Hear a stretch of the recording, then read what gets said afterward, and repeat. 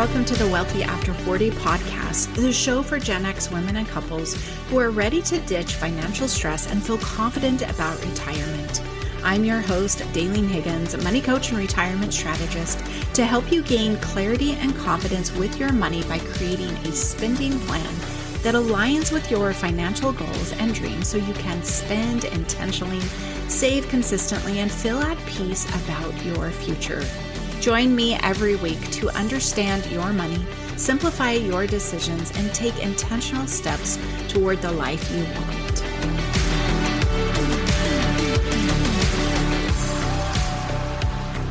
Jillian Sidoti is an entrepreneur, traveler, and co-founder of Last Life Ever, a platform built on the idea that you shouldn't wait for retirement to live well.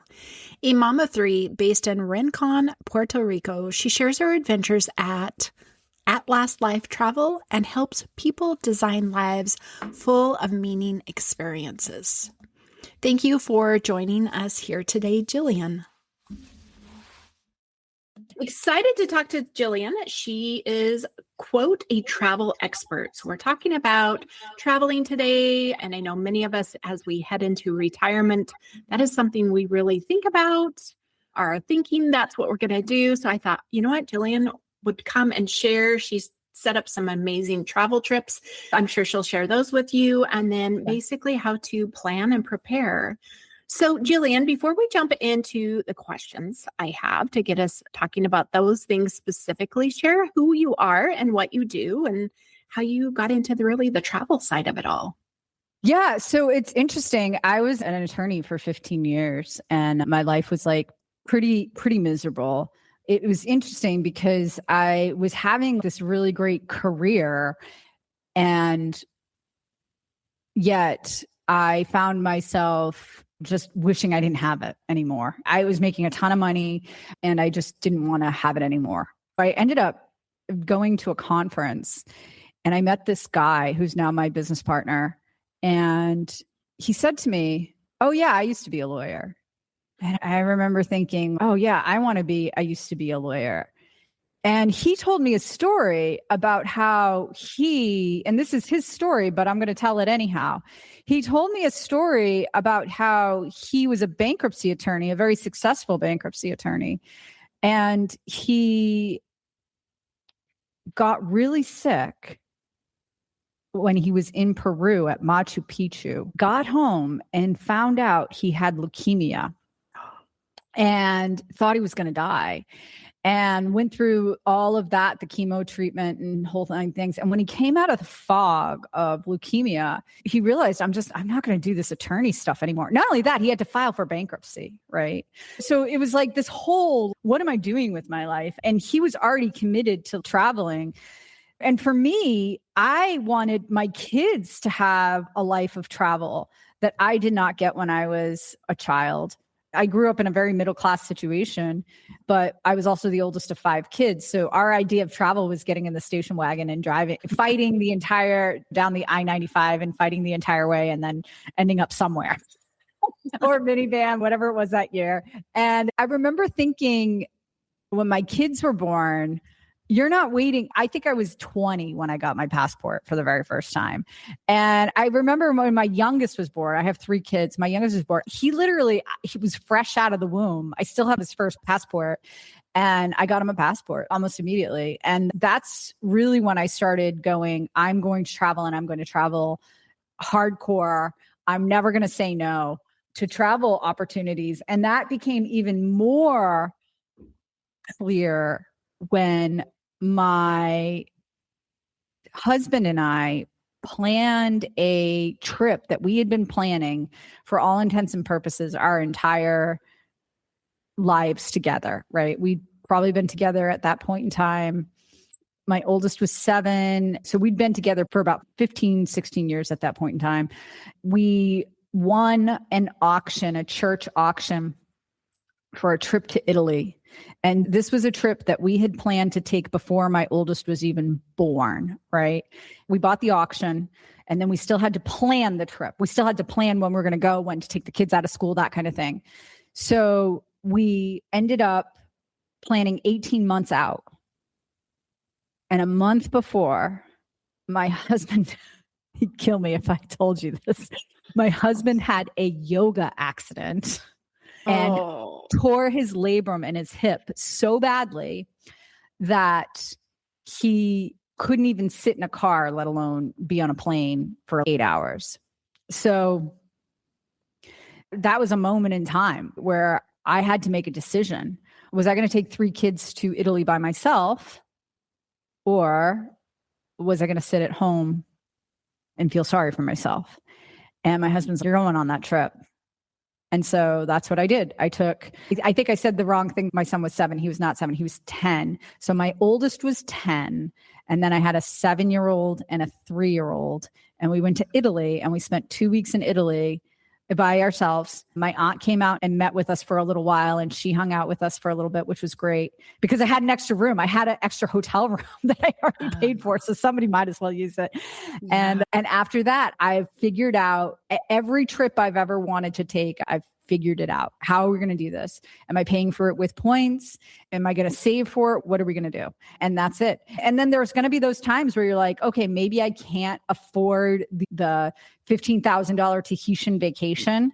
That's okay. You don't have to go to Tahiti. If you can find other things to do, there's a big wide world out there. You just have to figure out what you're going to do and how you're going to do it. I love that. And I love that you said Tahiti people talk about, and if you can't afford that, which I've been working with a client and she's got on her radar this big trip. So I Googled something similar and I'm like, oh, there's tons of places local that wouldn't cost her as much. So it's looking at the options and things like that. So I love that story. I love taking your 3 kids by yourself. I'm glad your aunt could go and support you. Yeah. For someone who dreams of traveling more, but doesn't know where to begin, they didn't get thrown into the auction, thrown into the fire. If I got to take my 3 little ones by myself, what are the first few steps you recommend? The first thing is you got to have a goal in mind.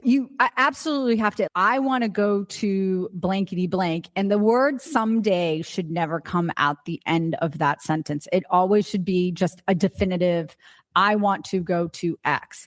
And then you have to set yourself a deadline of when you're going to go by. It's not someday. Someday is never. You might as well just say, I want to go to, and I'll use, right now we have a big trip to Egypt planned. So I'll say, I want to go to Egypt never. It is the same as saying, I want to go to Egypt someday. Because you'll just, if you live in that kind of like unknown, it will be a never. That I'll tell you what the known is. The known is that it's never going to happen. And I've met a lot of people in that particular situation. So the big thing is to set your mind on a goal and then set a date for that goal, just like any other goal that you would set, whether it's a career goal or a retirement goal or a housing goal, whatever your goal is, it's no different for travel. I like that. That's huge. That's insightful.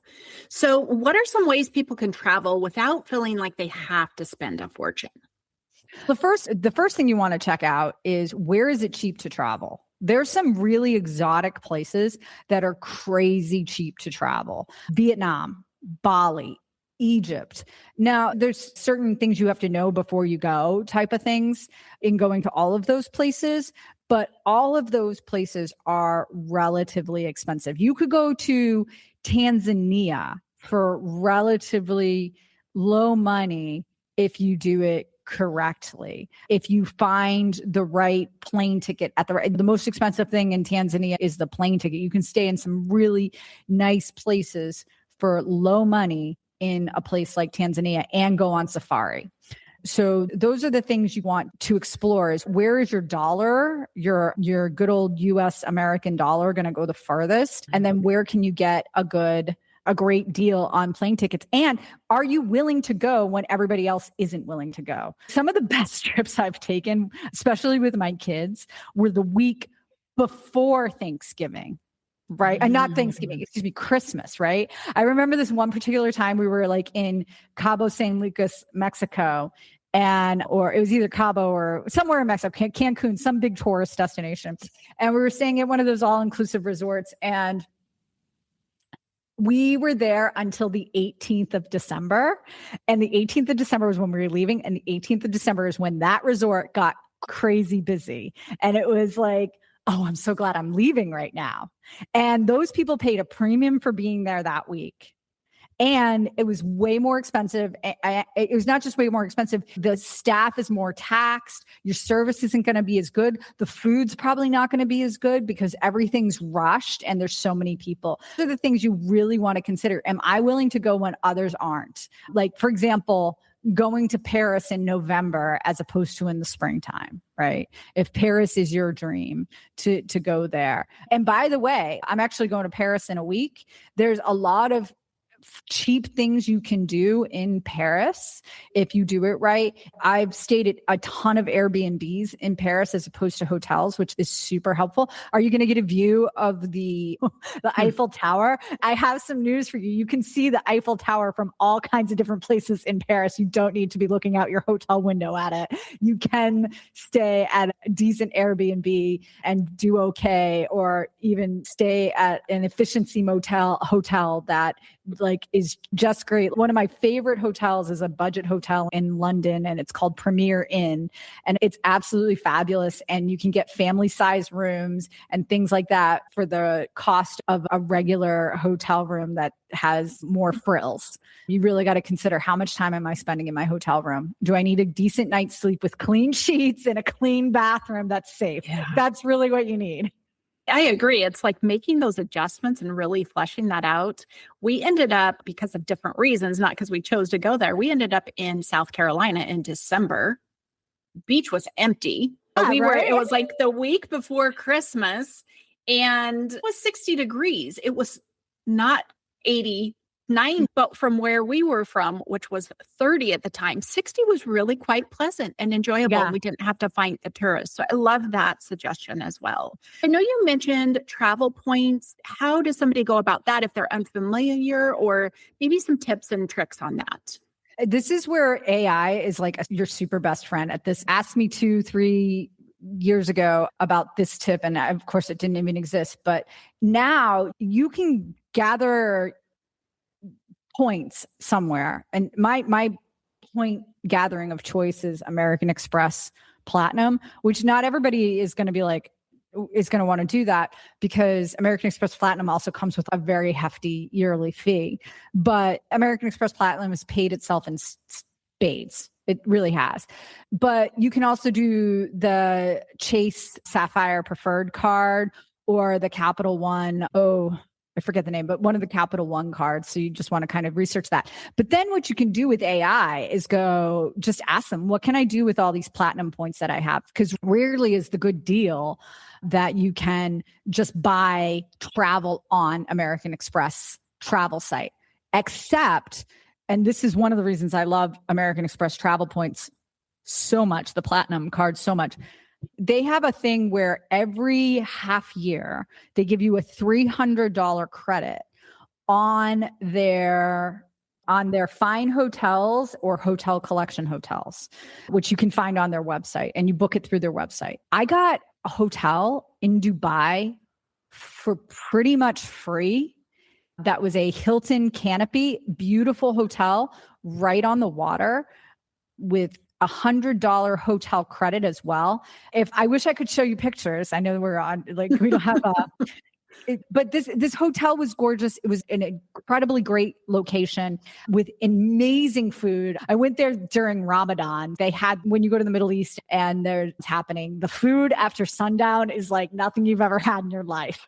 It's amazing. Wow. It's amazing. And it's everywhere. I couldn't even believe it. My son and I could not spend the money fast enough, because also the dollar goes, even though Dubai, UAE is a very wealthy country, the dollar does still go pretty far. So my hotel room, I think, for one night was like $100. We stayed there for 2 nights. It was like $100 or $150. I actually booked it last minute, so it was a little more expensive than it usually was. And then I got the $300 American Express hotel credit.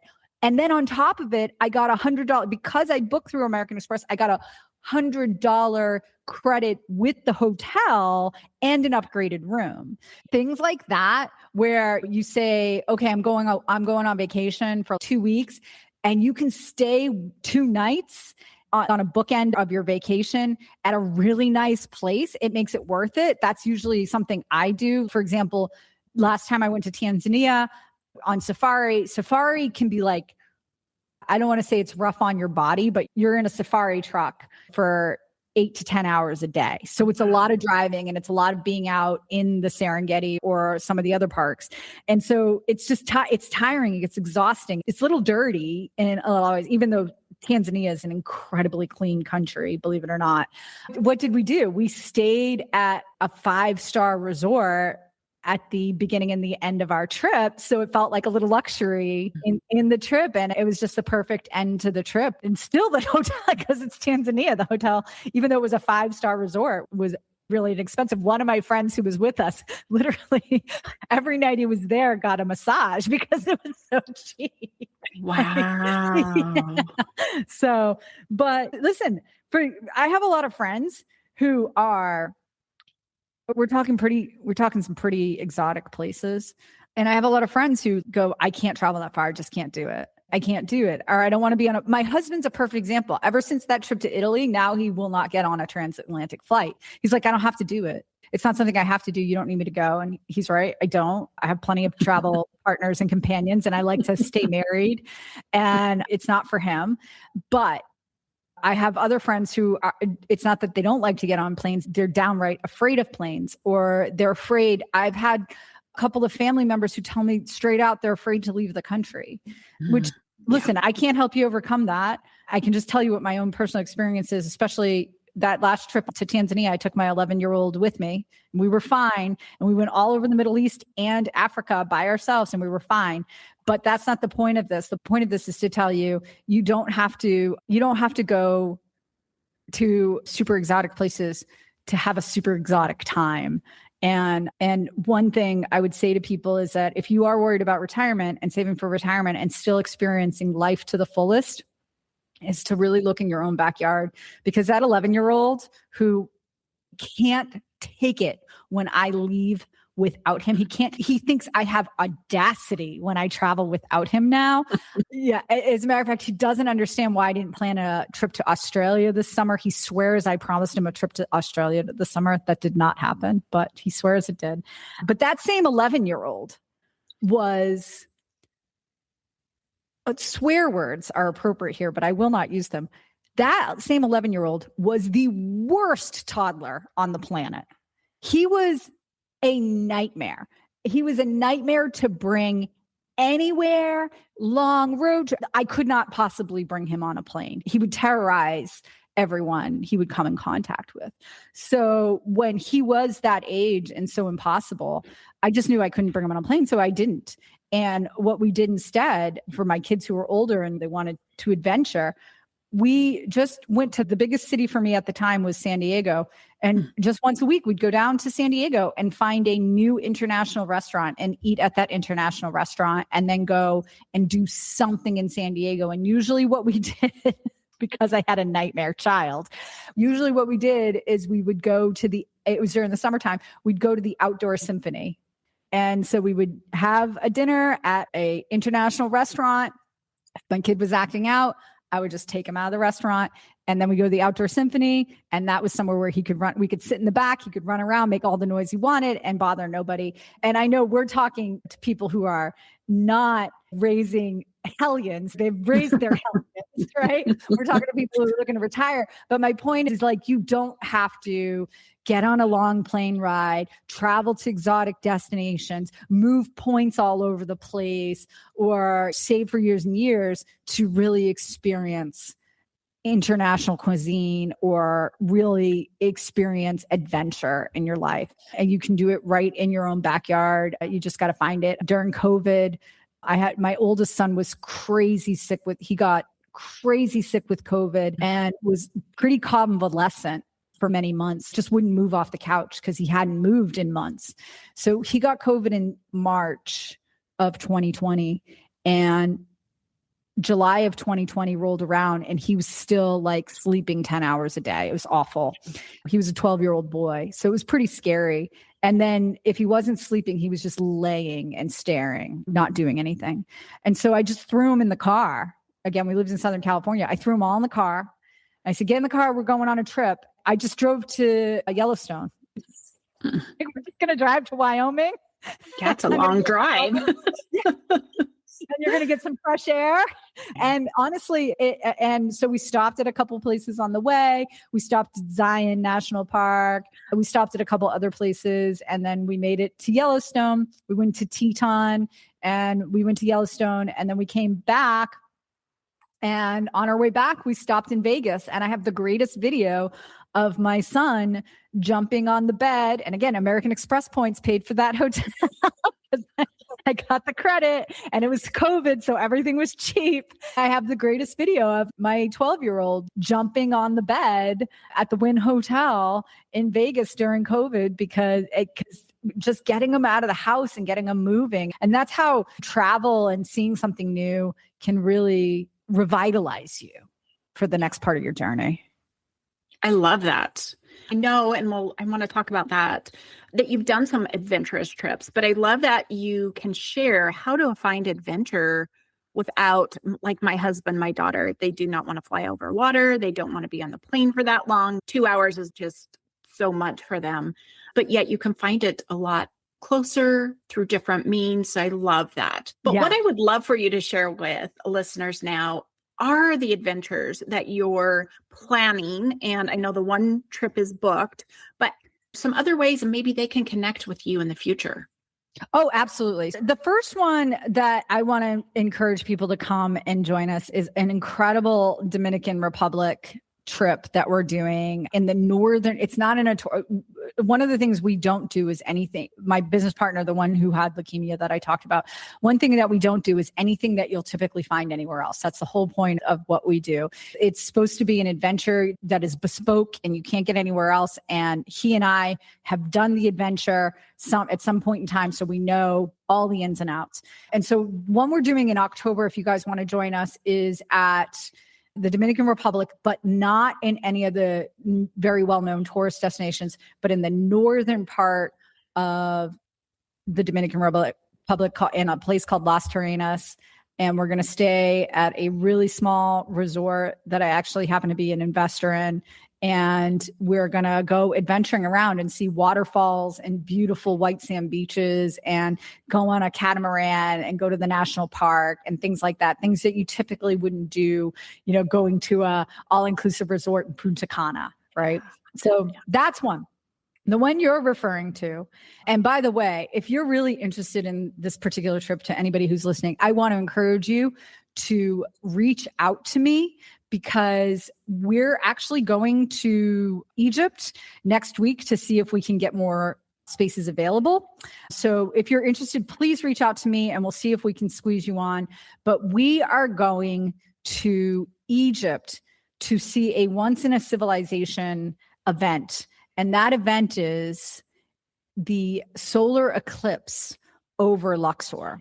This has actually never happened in recorded history and won't happen for thousands more years. And so this is a luxury trip that we are going to be taking. We start in Cairo, and then we're going to do some Cairo things. And then we're going to go see the pyramids in Giza, and we're going to take a boat ride down the Nile River, and we're going to fly back from Luxor but when we get down to Luxor, we're going to see the eclipse, and there's no other time you're ever going to be able to see this again in your life. So if you want to join us for that, you can. And that's in 2027. So that's in August. That's a year away. And we already sold out of that trip because that's just I can't reproduce it. Yeah, that's amazing. I love that about how you guys are setting up trips and creating different adventures, but also how you shared with us that you can find adventure in your own local, not too far, maybe even, I'm guessing, 18-hour drive that you take from Southern California to Yellowstone, right? Making it happen. So how can listeners connect with you, learn more about you? Yeah, I would love that. Just check us out at lastlifeever.com, and you can sign up for our mailing list, and you can reach out to me directly. And I love connecting with people, particularly on Facebook. So if you'd like to come and friend me on Facebook, it's Jillian Sidoti on Facebook. Awesome. We'll make sure those links are down in the show notes. And so if you're thinking about traveling before or after retirement, I hope this was helpful. I hope you reach out with Jillian. And I want to thank you for being here. Is there any one last piece of advice that you want to share with our listeners, Jillian? Just get out there and start small. If travel seems scary and expensive, then just start small. Do something small, but make it extraordinary. And I swear you'll never stop after that. I love that. Thank you. And thank you for taking the time with us today. I appreciate it. Absolutely.